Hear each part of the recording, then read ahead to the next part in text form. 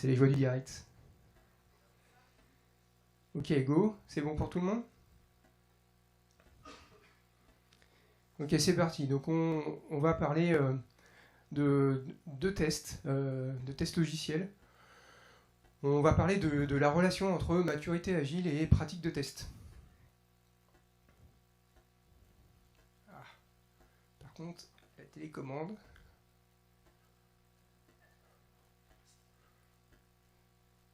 Ah, il faut le focus sur le diapo en fait. Voilà. On remercie les sponsors et parmi eux, moi je remercie Concerto, entreprise à laquelle j'appartiens, qui me permet d'être ici aujourd'hui et qui soutient l'événement. Qui je suis? Je m'appelle France Degrigny, je suis coach agile et formateur chez Concerto. J'accompagne les équipes et leurs managers à rendre leur travail à la fois plus confortable et plus efficace.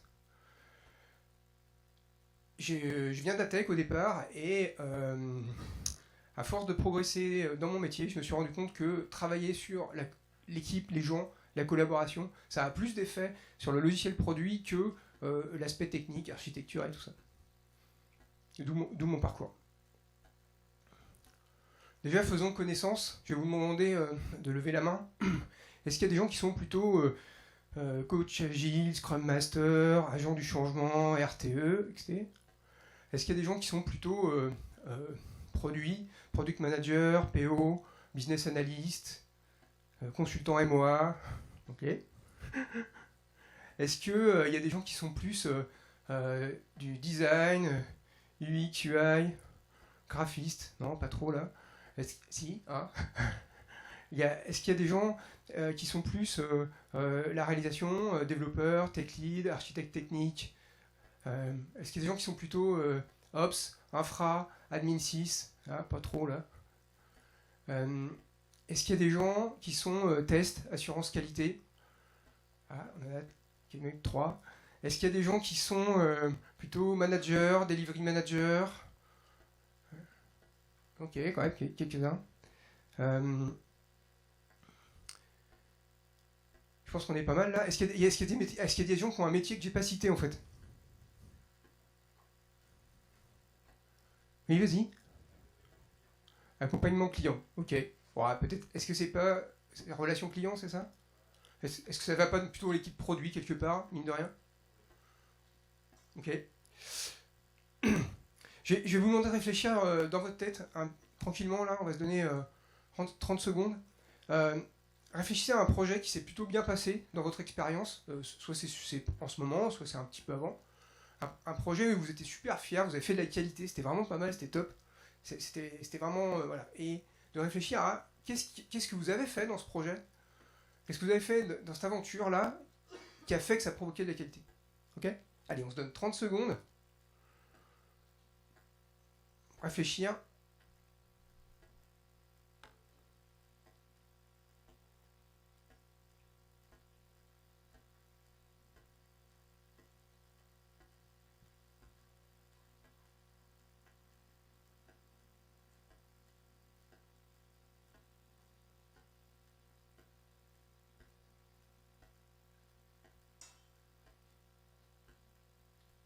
Ok, maintenant je vais vous proposer de partager en fait cette pratique que vous aviez fait, soit maintenant, soit dans ce projet, qui a apporté de la qualité. Et je vais vous inviter à la partager avec votre plus proche voisin. Et on va se donner 4 minutes pour échanger. 2 minutes, il y en a un qui parle et puis l'autre il écoute, il pose des questions, puis au bout de 2 minutes, on échange. Ok? Ok, allez, on se donne 4 minutes. Partagez avec votre plus proche voisin une pratique facteur de qualité.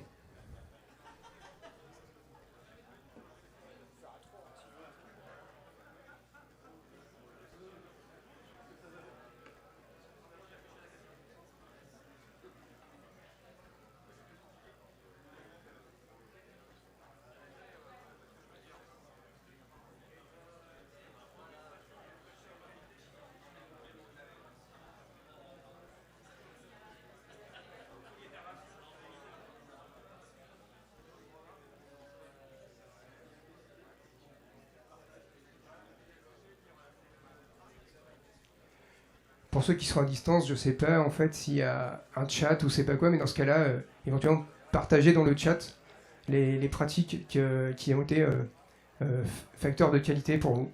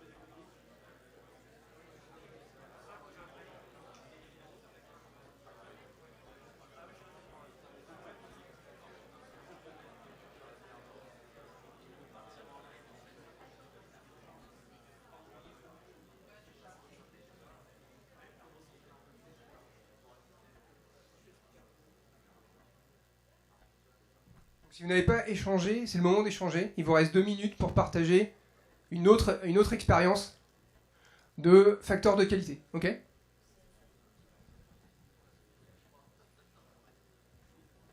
Vous avez encore 2 minutes pour continuer à échanger sur ce qui est facteur de qualité pour vous.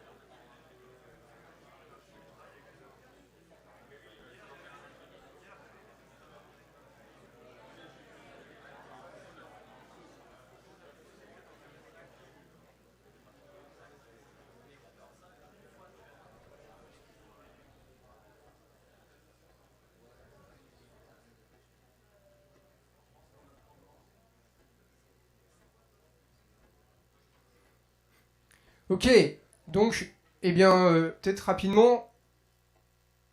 Ah, on a encore perdu le focus, peut-être. On va y arriver.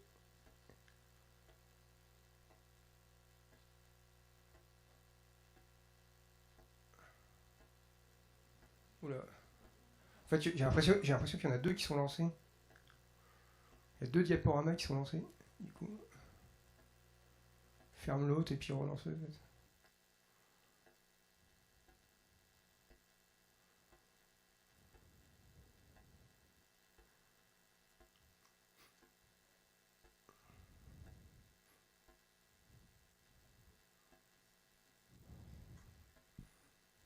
Je le vois sur le retour, mais...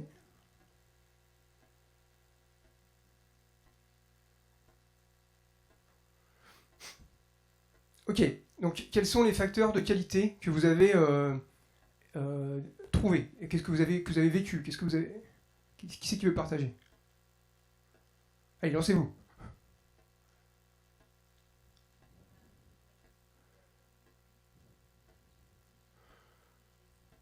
Ok, la stabilité de l'équipe, les gens qui arrivent, qui sont là, et du coup, ils progressent ensemble. Ok. Quoi d'autre?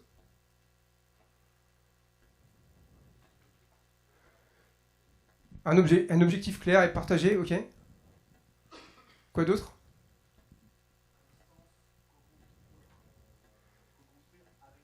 Co-construire avec l'équipe. Ok. Pas de cloisonnement. Ok. Quoi d'autre?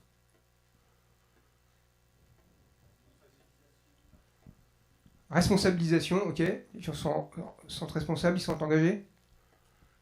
Communication plus directe possible. La communication le plus directe possible, ok. Des petites itérations. Ok, des petites itérations pour apprendre ensemble, ok. Tester au plus tôt, shift left, ouais, on va pas attendre la fin pour vérifier que ça marche, on va essayer de débrouiller pour tester le plus tôt possible, ok. Quoi d'autre? Créer l'engagement.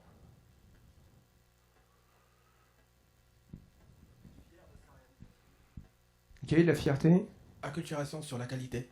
Ok, on va se former, c'est une compétence qu'on doit acquérir, on va se former. Ok. Quoi d'autre? Ouais, ok. Se mettre d'accord sur ce que doit faire le système, en fait, avant de commencer à le construire, ok. Ok, donc mon intention, pourquoi je vous parle aujourd'hui, pourquoi ce sujet? Moi, je suis coach agile depuis une dizaine d'années maintenant, voire un peu plus. Du coup, en 2019, j'ai été voir un certain nombre de conférences agiles, et puis il y avait plusieurs sujets sur les tests, j'en ai vu plusieurs. Et en sortant, j'étais un peu sur ma faim, en fait. Pour moi, ça me semblait un sujet, vraiment un sujet important. Et je trouvais que c'était assez théorique. Voilà, donc je discutais de ça dans le train en venant avec mes collègues, et puis alors je me dis, si je suis pas satisfait, c'est peut-être à moi de faire... c'est peut-être à moi de prendre le sujet. Mais du coup, qu'est-ce que j'ai comme légitimité? Qu'est-ce que je peux dire? Et dit, bah moi, c'est plus trop moi qui fais maintenant. Du coup, qu'est-ce que je fais? Bah, par contre, moi, j'observe plein de choses. Donc, j'ai observé des équipes qui avaient des pratiques, qui allaient être vraiment un frein pour vraiment faire de l'agilité proprement, pour avoir les promesses de l'agilité. Et puis, j'ai vu des équipes faire des trucs super. Et je dis, bah, c'est ça que je vais partager, en fait. Donc, moi, je vais partager mes observations, ce qui s'étale sur une dizaine d'années. Et donc, je les ai classés selon 7 axes en partant qui me semble le plus essentiel au plus avancé. Ça, c'est mon avis à moi, c'est ma grille de lecture que je vous propose. C'est là où j'apporte peut-être ma plus-value. Après, ce sont des observations. Donc attention, disclaimer. Donc, les choses que j'ai citées, je les ai observées en vrai, au moins dans une équipe, et même, en général, ça se répète, les observations. Il y a des choses, malheureusement, ça se répète souvent. Par contre aussi, disclaimer, ce sont des exemples. Donc tout ce que je vais dire, c'est pas forcément à faire, ou voilà, c'est pas forcément à éviter, ce sont des exemples. Donc ça a l'avantage d'être concret, ça a l'inconvénient d'être des exemples. Et je vais partager avec vous, pour chaque axe que j'ai identifié, le pire et le meilleur. Donc premier, on a la nécessité d'automatiser tout ce qui peut l'être.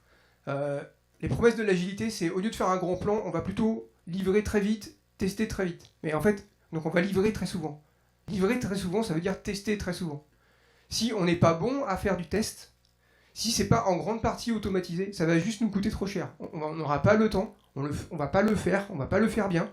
Et du coup, on va livrer très souvent des trucs qui marchent pas. Et du coup, la promesse de l'agilité, et c'est un mensonge en fait. Du coup, moi j'accompagne, vu mon profil technique, depuis un certain nombre d'années, des gens qui sont plutôt côté infrastructure et réseau. Et il faut dire que l'agilité, ils en ont une assez mauvaise image, mais c'est quelque part, c'est assez normal. Ils ont dit, ouais, nous on a vu arriver l'agilité. Les équipes de dev sont mis à nous livrer plus souvent des trucs qui marchent pas. Si c'est ça l'agilité, il faut pas en faire. Et ils ont un peu raison en fait. Donc c'est le thème de la conf. L'agilité, ça peut marcher. C'est quoi les prérequis? Pour moi, il y a un prérequis, c'est automatiser une grande partie des tests. Sinon, c'est juste un mensonge. Quel est le pire cas que j'ai observé? Donc, il y a plus de 10 ans maintenant, dans un grand groupe français qui fait rouler des trains. Je suis arrivé après une période charnière de leur histoire. Juste avant que j'arrive, ils ont vécu une situation assez catastrophique, où ils ont eu un crash en prod, mais le crash qui va bien, avec plusieurs jours de downtime, avec bashing dans la presse et tout, et donc quand tu fais partie de ce genre d'équipe, t'es super content, quoi. Et pourquoi ça? En fait, ils avaient une non-régression qui était entièrement manuelle, elle était devenue tellement longue que pour livrer très souvent, ils ne pouvaient plus la dérouler en entier. Donc ils se sont mis à tirer au sort, en fait, les scénarios éligibles à chaque campagne. Pourquoi ils ont tiré au sort? Parce qu'ils ont dit, ouais, mais si on refait tout le temps les plus importants, on va tout le temps tester la même chose, et du coup, on aura notre ami qui va laisser passer pas mal de trucs. Donc quelque part, c'est pas une si mauvaise idée, mais en vrai, c'est une mauvaise idée quand même parce que, en fait, le crash qu'il y a eu, en fait, ils avaient le scénario de test, il avait juste pas été sélectionné cette fois-ci.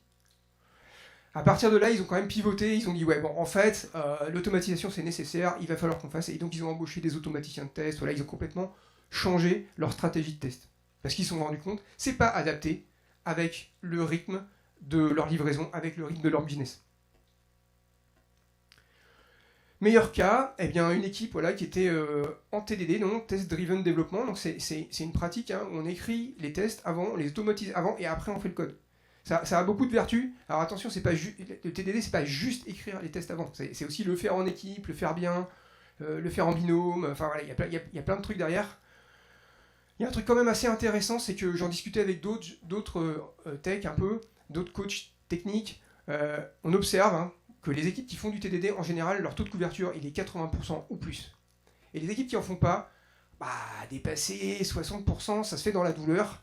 Et puis dans les contrats aussi, entre sous-traitants, on voit le fameux seuil de 75% de couverture. En fait, au TDD, on est au-dessus. Voilà, et les équipes qui font du TDD ne mesurent pas la couverture, c'est plus un sujet. C'est plus un sujet pour eux. Cette équipe, qu'est-ce qu'elle a vécu en fait, en fait, ils ont dû changer leur moteur de base de données parce qu'au départ du projet, les hypothèses, on disait un moteur de stockage NoSQL, ça semblait une bonne idée. Puis en vrai, ils se sont rendus compte qu'ils avaient beaucoup de requêtes relationnelles dans leur histoire et donc ils ont changé le moteur de base de données. Bon, il y a des couches techniques pour abstraire tout ça normalement, mais en vrai, quand on change quelque chose d'aussi fondamental dans le projet, les effets de bord sont nombreux. Donc c'est ce qu'ils ont eu, mais vu leur harnais de test, en fait, ça s'est mis à clignoter en rouge un peu partout. Et en 2 jours, ils sont revenus stables et du coup, ils ont réussi à faire un changement technologique majeur et l'absorber en 2 jours. S'ils n'avaient pas un harnais de test automatisé solide, ils pouvaient recommencer depuis le début en fait. Si ce qui est scénarisable est automatisé, il ne reste plus que les tests exploratoires. Et c'est une pratique. Ça s'appelle le full exploratory testing.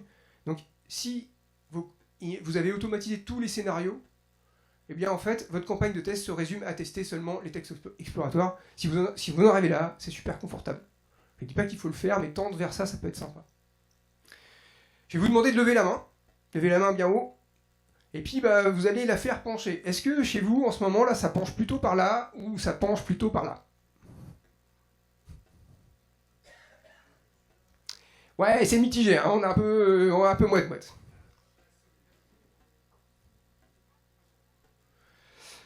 Si passer du temps à automatiser les tests est encore un sujet chez vous, je vous invite à essayer ce jeu qui s'appelle Catesdral. Il est disponible en ligne sur catesdral.github.io. C'est un jeu qui est assez court, c'est un jeu qui se fait avec des cartes à jouer et on simule les tests avec une espèce de bande de papier à coincer. Et on fait des équipes qui font des tests et on fait des équipes qui font pas des tests, puis on fait une expérience scientifique de voir au bout de combien d'itérations les équipes qui font des tests dépassent les autres. En général, c'est pas beaucoup. C'est un jeu qui se fait sans code, c'est un jeu qui se fait avec des cartes, donc vous pouvez inviter vos clients, vous pouvez inviter vos managers, vous pouvez inviter tout le monde, et on en discute de combien ça va nous coûter d'investir sur l'automatisation des tests, combien ça va nous coûter d'investir sur les tests par rapport à si on ne le fait pas. Ok, donc vous voyez un peu l'illustration, j'ai choisi un peu le monde du jeu de rôle, parce que en fait c'est la fiche de compétences à débloquer, c'est les niveaux à franchir. C'est un peu ça l'idée, quoi. Donc, avec l'automatisation, on est niveau 1. Maintenant, parlons de stratégie de test. La stratégie de test, elle doit être délibérée et elle doit être partagée par tous. On doit s'accorder sur comment on fait ça. Qu'est-ce que j'ai vu comme pire cas? Et malheureusement, il est assez répandu, ces stratégies de quoi? Certes, en fait, on n'a juste pas défini de stratégie, et du coup, il y a certaines choses qui sont jamais testées parce que personne n'y a pensé. Malheureusement, c'est pour moi le cas le plus répandu dans les équipes. Meilleur cas que j'ai observé, une équipe qui a fait ça en phase de préparation de projet, il y en a qui appellent ça le prélude, il y en a qui appellent ça le sprint 0, il y en a qui appellent ça la phase de préparation, enfin bref, c'est un petit temps où on se met d'accord sur comment on va bosser ensemble avant de se lancer. L'équipe a rédigé une stratégie de test, et ils l'ont fait tous ensemble, ils ont invité le métier, les futurs utilisateurs à discuter avec eux, voilà. Et là c'était un site web pour l'administration française, donc ça doit être accessible avec le plus de devices possible, ça doit être accessible aux personnes en situation de handicap. Du coup, ils en ont parlé. Ça veut dire quoi l'accessibilité pour nous? C'est jusqu'à quel niveau on teste? Comment on teste? Voilà, une personne qui dit ah ouais, moi j'ai une collègue, elle est malvoyante, on pourrait la mettre à contribution. Ah bah ok, super, c'est une opportunité, demandons-lui. Comme ça, on aura du feedback plus rapide en fait.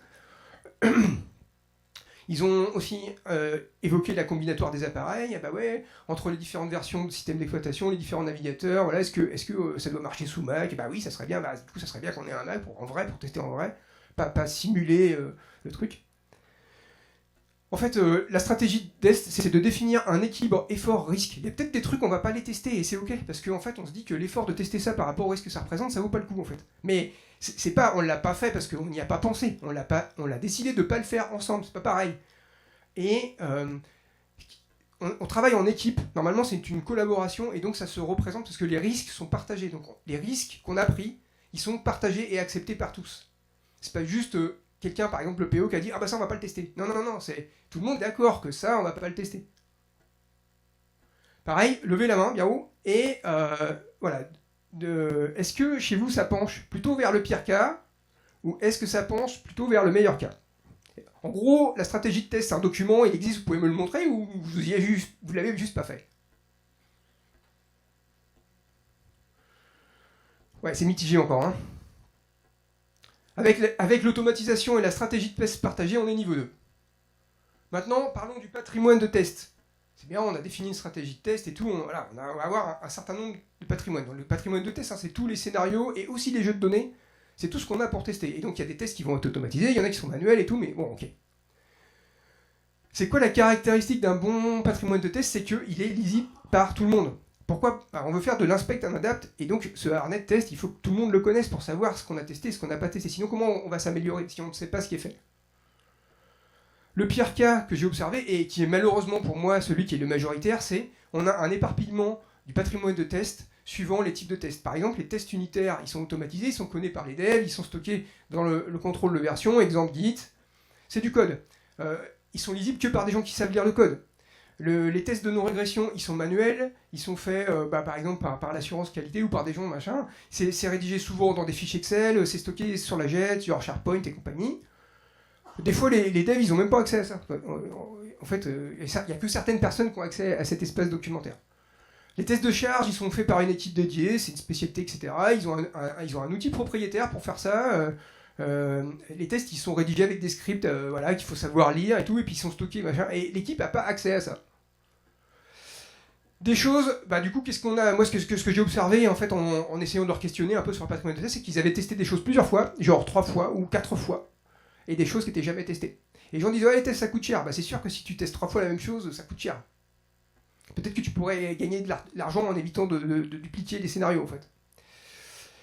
Et puis, chose plus grave, personne n'a de vue d'ensemble de notre patrimoine de test. Comment on va s'améliorer? Comment on va savoir où on a des trous dans la raquette si personne ne sait le dire, en fait? Mais meilleur cas, voilà, j'ai vu une équipe qui s'est dit, en fait, il faut qu'on ait un langage commun pour décrire les tests. Figurez-vous, ce langage commun, il existe déjà, il s'appelle Gherkin. Donc Gherkin, c'est un DSL, Domain Specific Language, c'est un langage qui est dédié à écrire des scénarios de test. Après, vous les automatisez ou pas, ça c'est une autre histoire, mais Gherkin, c'est un langage pour décrire des scénarios de test. C'est un langage très simple, c'est un langage semi-formel, il y a quelques balises, quelques mots-clés réservés, mais ça tient sur une demi-page. Tout le reste est libre, donc vous n'êtes pas bridé. Du coup, tous les scénarios étaient rédigés en Gherkin, donc les tests unitaires étaient lisibles par le métier, ça c'était cool quand même. Parce que du coup, tout ce qui était testé là-dedans, c'est pas la peine de le refaire, hein, ça a déjà été testé. Cette équipe faisait un atelier de example mapping. Donc example mapping, c'est un format d'atelier qui est une instance des 3 amigos. En fait, c'est un atelier où on va réunir des compétences de produits, des compétences de test et des compétences techniques pour écrire des scénarios de test complets et intelligents tous ensemble. Et donc eux, ils faisaient 1 heure de example mapping par semaine. Et ils disaient, ok, c'est quoi les scénarios à écrire, c'est quoi les scénarios les plus urgents, voilà. Et ils avaient installé un wiki qui était customisé pour éditer les fiches Gherkin. Donc en fait, ils avaient mis...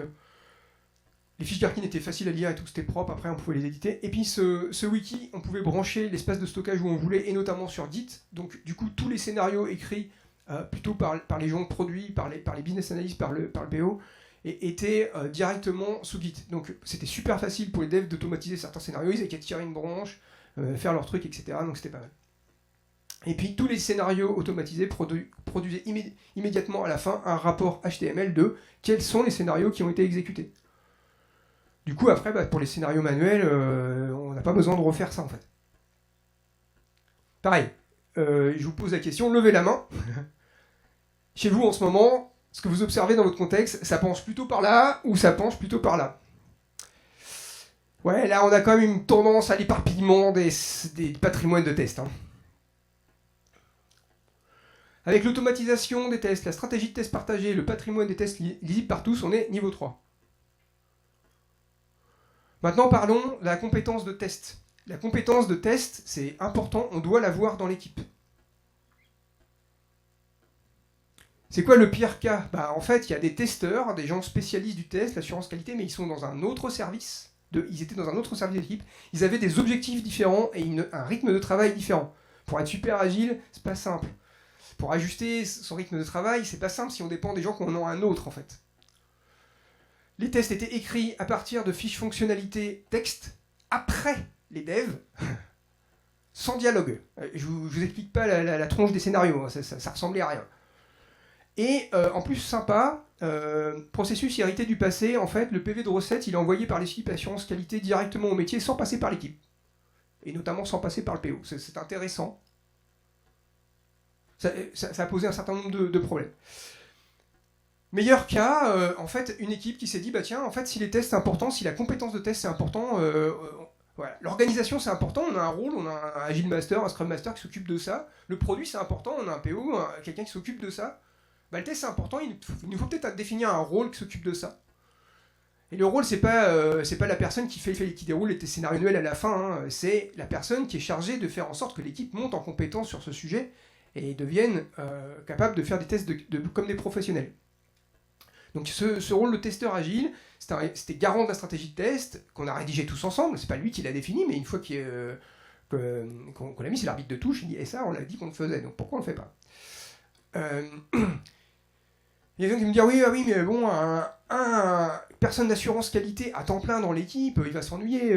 Puis c'est quelqu'un qui sait pas coder, donc qu'est-ce qu'il fait pendant que les autres travaillent? Non, mais en fait, écrire des scénarios de qualité, ça nécessite des données de qualité.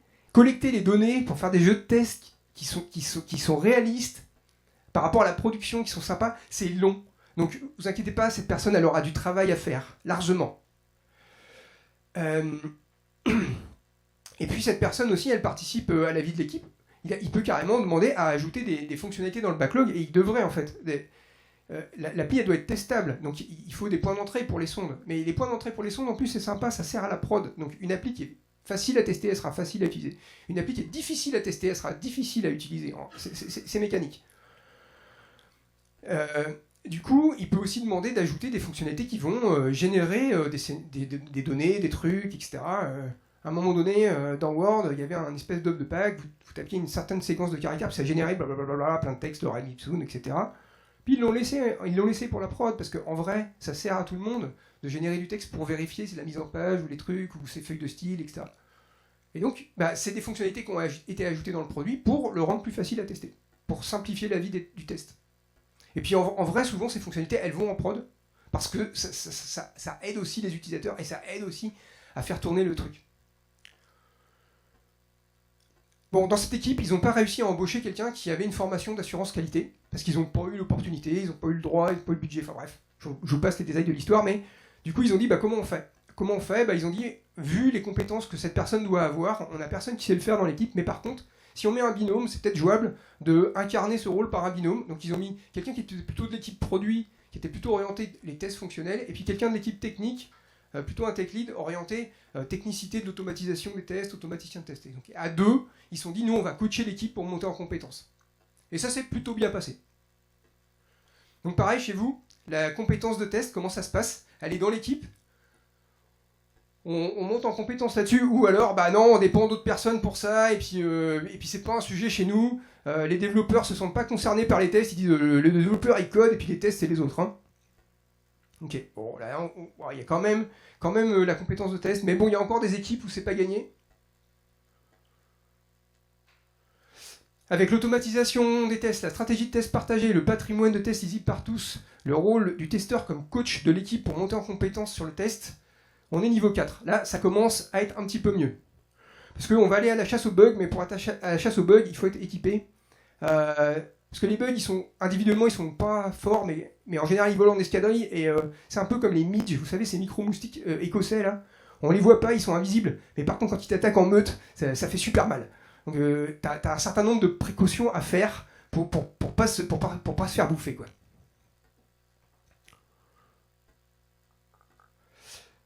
Ensuite, c'est pas mal, on a une stratégie de test, on a la compétence de test, on monte en compétence là-dessus, on a des scénarios. Mais bon, chaque campagne de test doit être définie et gérée avec rigueur. Et pareil, c'est pas pour se faire plaisir, c'est juste qu'à un moment donné, il faut qu'on apprenne aussi. Si à un moment donné on trouve un bug en prod, il faut qu'on arrive à trouver quelle campagne de test avait été jouée, pourquoi ce bug il est passé au travers de notre harnais. Si on n'est pas capable de dire quels sont les scénarios qui ont été joués sur cette version, on ne saura pas en fait qu'est-ce qu'on a loupé en fait. Le pire que j'ai observé, et malheureusement c'est assez répandu, c'est campagne de quoi ? En fait, à la fin, quand on est presque prêt à livrer, on teste à l'arrache les scénarios les plus évidents, tout le reste passe à la trappe.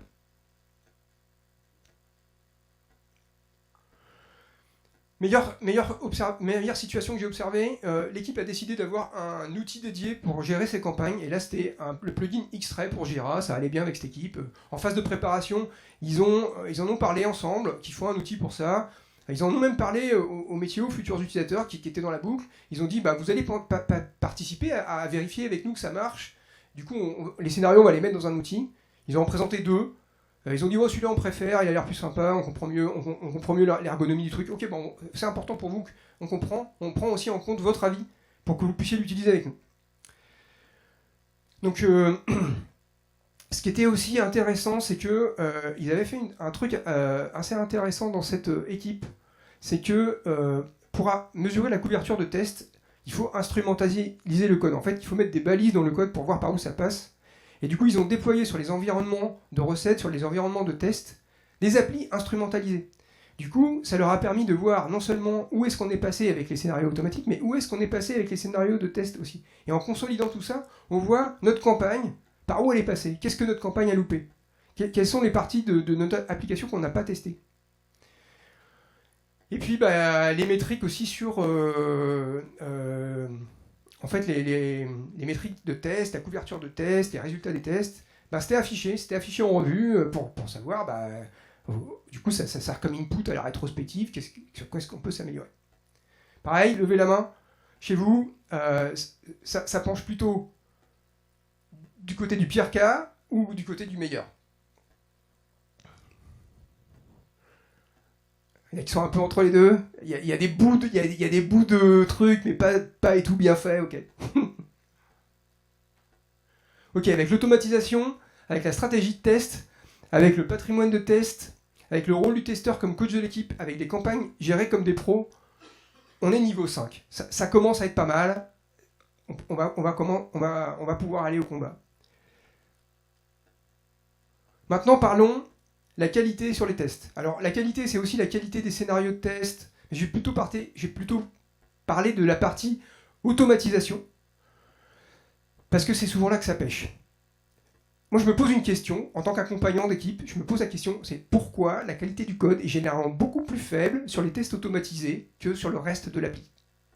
C'est même génial, c'est que la plupart des équipes où je suis passé, la relecture automatique de code, la calimétrie, machin, ça passe pas sur les packages de tests. Et pourquoi ?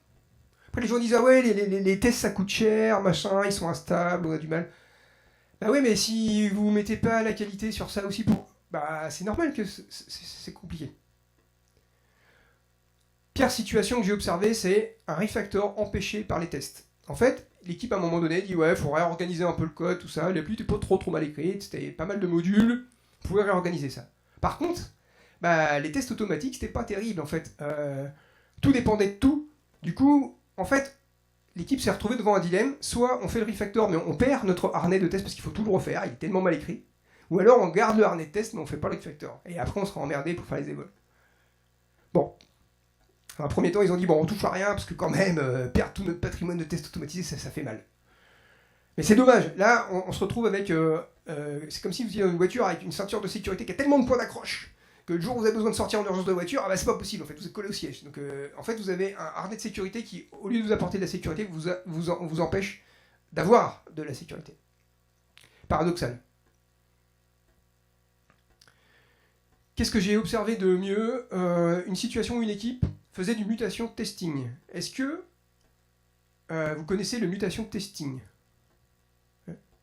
William, je vois que tu hoches la tête. Est-ce que tu veux nous en dire 2 mots?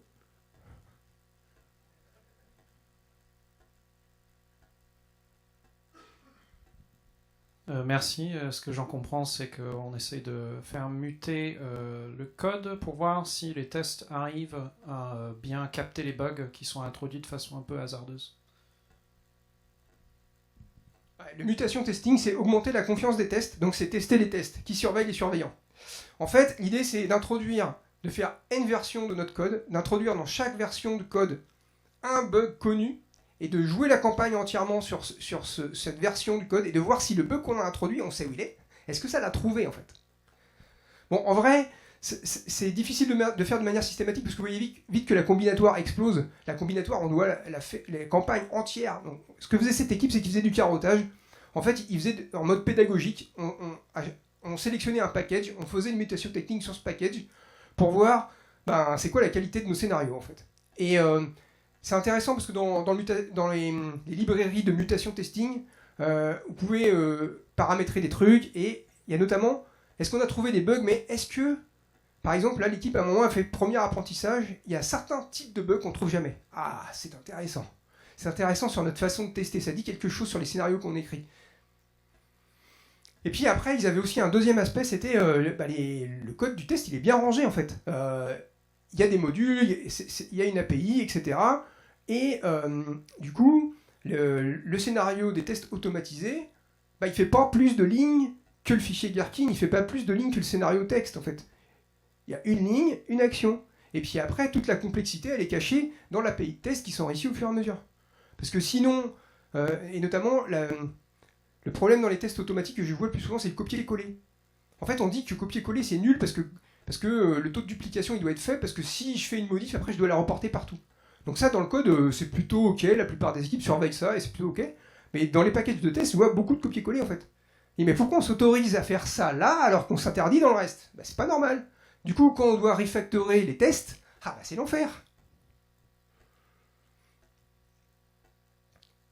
Donc c'est pareil, je vous invite à vous positionner chez vous. La qualité sur les tests, ça penche plutôt par là ou plutôt par là? Ouais, on a un petit souci sur la qualité quand même des tests automatisés. Hein.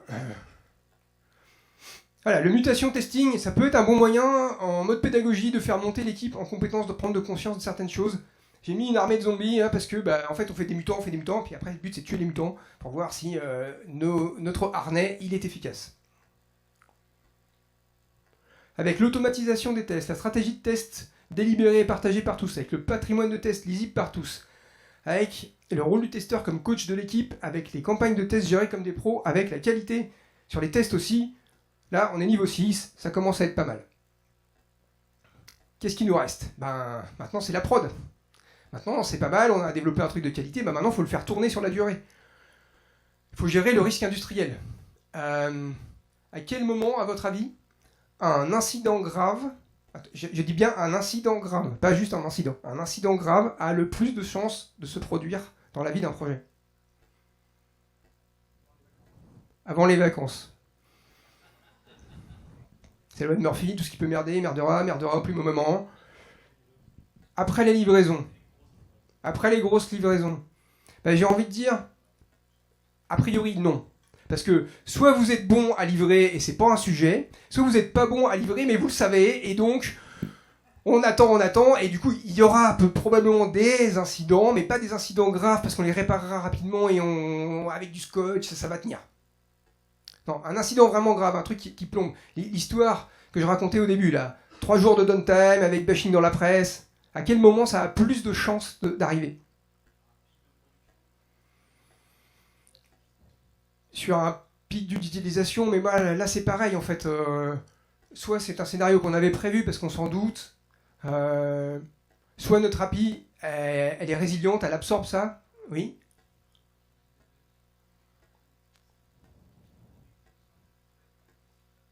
Quand on est contraint de livrer alors qu'on sait très bien qu'on n'est pas prêt. Mais là, c'est pareil, tu t'en doutes que ça ne va pas le faire.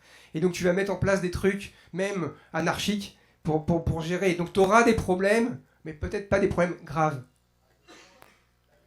La nuit. La nuit, non.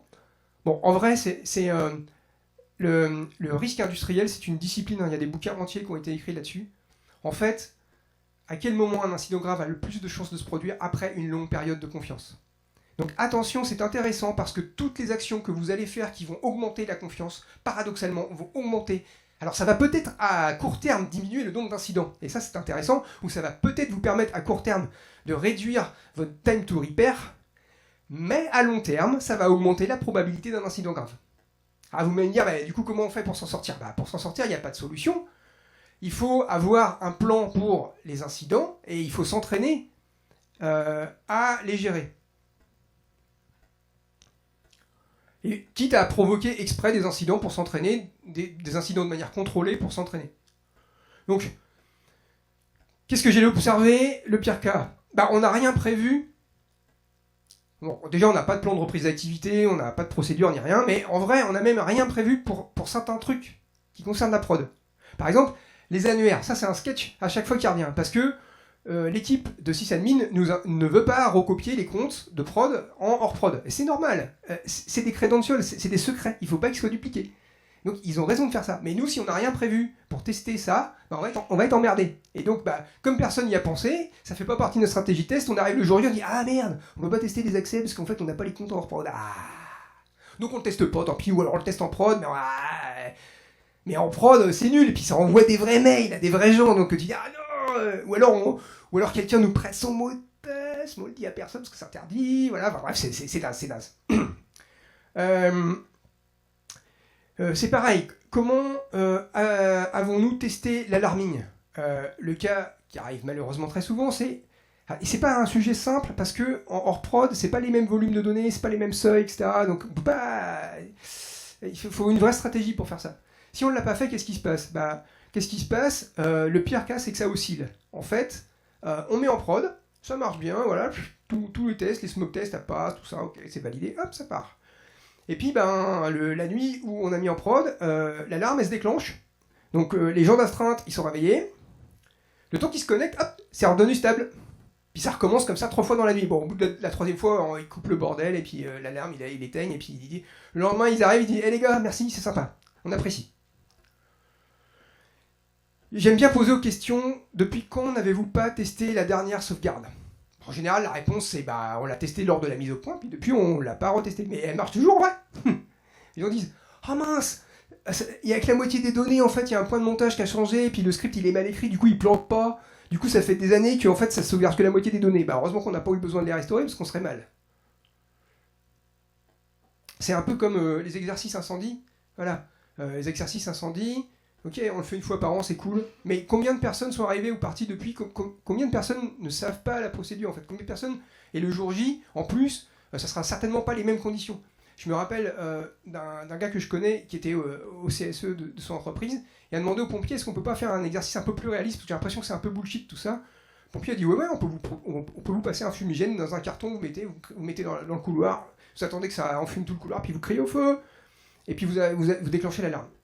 Qu'est-ce qui s'est passé? Au lieu de mettre 5 minutes et puis que tout le monde soit bien nickel, machin, ils ont mis 15 minutes, donc ils ont mis 3 fois plus de temps pour sortir, puis ils ont eu une arcade sourcilière éclatée parce qu'il y a quelqu'un, quand il a vu la fumée, il s'est mis à courir dans l'autre sens et boum, il a percuté quelqu'un. C'est un scénario un peu plus réaliste de ce qui va se passer en vrai. Donc c'est un scénario de meilleure qualité. Qu'est-ce que j'ai vu comme meilleur cas? Donc il y a le principe de Chaos Monkey. Chaos Monkey, c'est un logiciel qui a été développé par Netflix.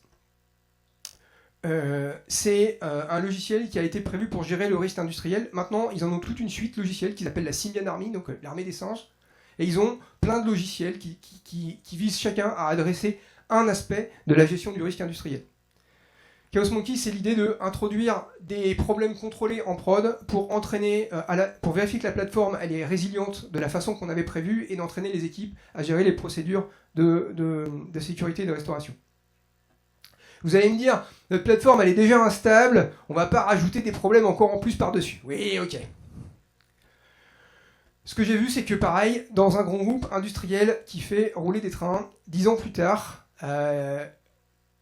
après le choc initial, la culture de test a beaucoup progressé et ils en étaient à faire en fait des sessions, on va dire Chaos Monkey, un peu en forme hackathon sur une demi-journée. Donc les équipes s'inscrivent en équipe. Ils mettent leur logiciel sur une plateforme et puis ensuite les sysadmins nous jouent un scénario catastrophe avec des trucs assez pénibles. Par exemple, le réseau qui hache avec des micro-coupures. C'est terrible parce que c'est pire que le réseau est tombé. Les logiciels n'aiment pas trop ça, il se passe des trucs assez moches. Et les équipes ont du mal à détecter le problème au début et à comprendre ce qui se passe. Et des cas comme ça. Du coup, qu'est-ce que c'était ce truc? L'équipe qui gagne le scénario, donc l'équipe qui remet en service son appli le plus vite, elle gagne un cadeau. Et le cadeau, c'était une tablette à 200 balles par personne de l'équipe. Vous dites, oh ouais, ils ont du budget dans ce groupe, c'est pas mal. En vrai, vu le prix de la journée, vu le prix de la demi-journée, en fait, le prix du cadeau, c'était un pouillème dans le budget. Donc en vrai, c'est sympa. Mais du coup, ça motive vraiment les gens à réussir ce challenge. Et puis 6 mois plus tard, on le refait. Alors, c'est pas toujours les mêmes équipes qui s'inscrivent, parce que ça dépend aussi des exigences du projet. Des fois, ça tombe mal, les équipes s'inscrivent pas. Ils disent, nous, on a une échéance, on peut pas jouer à ça, etc. Qu'est-ce qu'on a observé? Pas mal de motivation, de sensibilisation des équipes, et puis tout le monde sur le pont. L'Ops, le PO, les personnes du support, tout le monde. Et puis, ah ouais, comment on peut surveiller et tout? Ah bah, mince, on n'a pas ces infos. Après, l'équipe technique qui disait, ah bon, on peut regarder ça, puis le PO fait, ah, vous pouvez avoir cette info? Bah ouais, l'appli elle le sait, ça crache dans les logs et tout. Il fait, ah, mais moi ça m'intéresse pour surveiller l'usage de l'appli. Putain, mais fallait me le dire qu'on pouvait faire ça. Bah, tu nous avais jamais demandé la question non plus. Enfin bref, en tout cas, l'équipe apprend. Du coup, les équipes ont sensibilisation et ensuite, ils ont ajouté du code pour rendre leur appli plus observable, plus résiliente. Pour gagner le concours dans 6 mois, mais en vrai, le code, maintenant, il est embarqué dans les applis. Il part en prod. Et donc, l'entreprise a réussi par cet intermédiaire d'augmenter la qualité des logiciels livrés en production. Pareil, je vais vous demander de lever la main. Ça penche plutôt par là, la gestion du risque industriel, ou plutôt par là? Ouais, bon, clairement, c'est le parent pauvre un peu, on s'en doutait. C'est pas un sujet facile, mais ça serait bien d'y penser le plus tôt possible. Avec l'automatisation des tests, la stratégie de test partagée par tous, le patrimoine de test lisible par tous, le rôle du testeur agile comme coach de l'équipe, les campagnes de test gérées comme des pros, la qualité sur les tests aussi, et la gestion du risque industriel, on est niveau 7. Là, on est pas mal. On va pouvoir aller à la chasse aux bugs et c'est pas eux qui vont nous manger. Voilà, vous pouvez me mettre des feedbacks ici, vous pouvez avoir des ressources. Donc il y a un article compagnon à cette conf qui vous donne aussi des informations complémentaires. Et puis, les 7 niveaux là, de test, j'en ai fait un jeu de cartes façon test and check. Vous pouvez le télécharger sur cette page. Il y a les règles du jeu dedans. Il y a les cartes pour les axes sur les tests. Et puis, chaque équipier dit feu vert, feu orange, feu rouge, comment on est sur cette pratique. Voilà.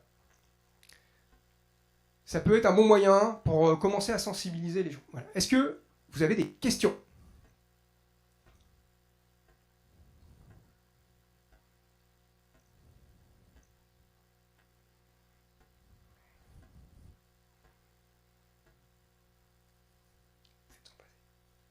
Oui, pas une question en fait, parce que c'est extrêmement clair et vraiment parfait. En revanche, au niveau du niveau 6, tu parlais d'un capteur, d'un indicateur qui permettait de savoir si les tests étaient passés dessus ou pas. Oui.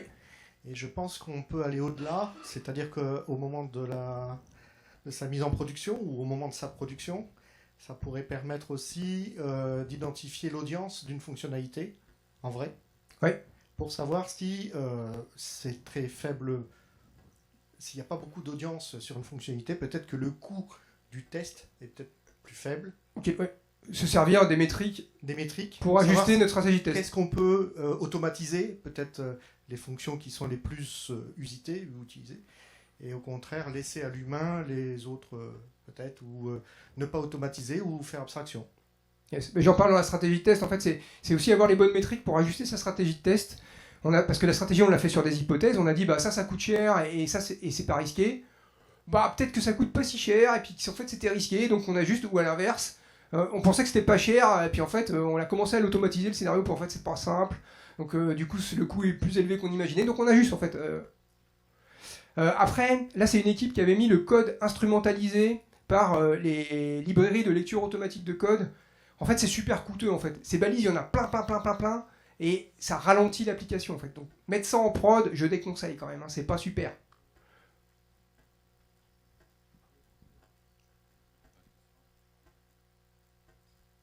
Autre question, autre remarque aussi, hein, ou partage d'expérience, comme vous voulez.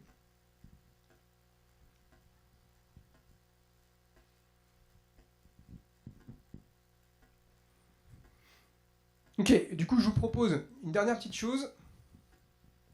Ah, on a encore perdu le focus.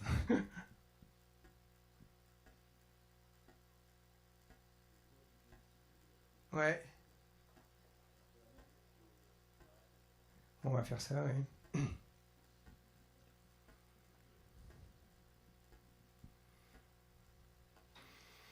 Donc l'article compagnon sur les tests, vous pouvez le trouver facilement, hein, c'est concerto.pro/blog, et puis vous allez le trouver facilement. Ouais, mais moi à la fin. Donc les diapos sont téléchargeables aussi en ligne, donc vous pouvez tout retrouver. Vous avez aussi des liens, regardez en sources complémentaires, le replay de la session que j'avais fait à Bordeaux, voilà, vous avez, du coup, même si vous avez eu cette session, peut-être vous pouvez regarder les replays, j'ai pas dit exactement la même chose.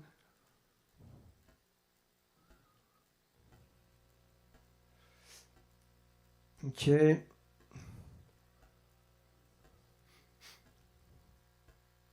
Donc voilà, s'il y a 7 choses à retenir, on a un prérequis quand même, automatiser tout ce qui peut l'être. Établir une stratégie de test délibérée et partagée par tous, un patrimoine de test lisible par tous, testeur agile comme coach de l'équipe, gérer des campagnes de test comme des pros, la qualité sur les tests aussi, et gérer le risque industriel avec des pratiques type Chaos Monkey ou autre. Maintenant, je vous ai distribué des petits post-it, prenez-en 2, et puis vous allez pouvoir coller sur le mur en partant. Qu'est-ce qui vous a marqué dans cette présentation, et qu'est-ce qui va vous aider pour la suite ?